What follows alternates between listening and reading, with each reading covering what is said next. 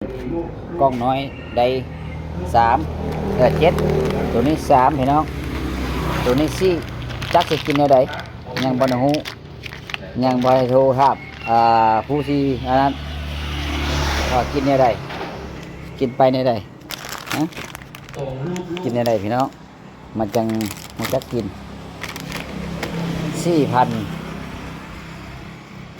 4,000ปลายบาทก็มันแค่ของแอปดอกฤทธิ์นี่สิได้หลายเด้ออันนี้มันเป็นของแท้บ่ให้ได้คือบ่แพงกระดักกระโดดแท้ฮะ14,000 15,000นี่มันสิบ่ได้ฮอต20อันนี่บ่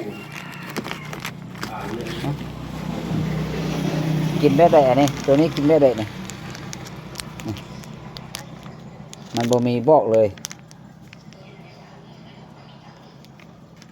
ตัวนี้กินได้ได้ดียังตัวนี้กินแบบใดพี่น้องยัง